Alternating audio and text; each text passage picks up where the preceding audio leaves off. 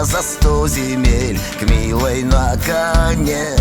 Неужели ты, метель, не поймешь меня? Стелит милая постель, подгонишь коня.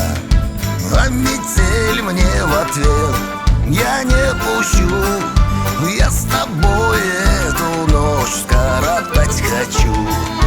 Я ведь дева, пока с парнем не была, и красива, и стройна, и лицом бела.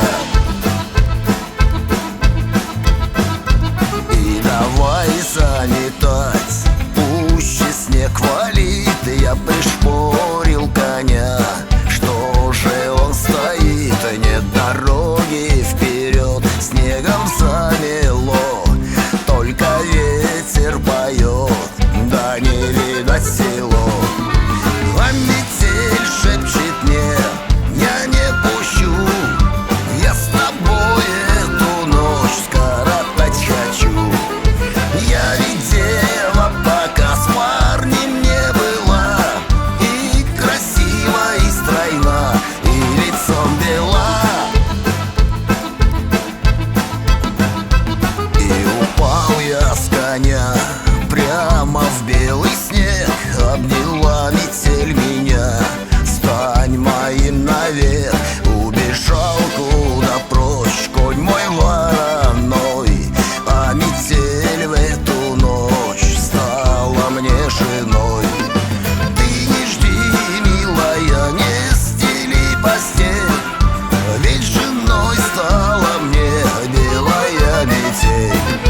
То ведь дева, пока с парнем не была, и красива, и стройна, и лицом бела.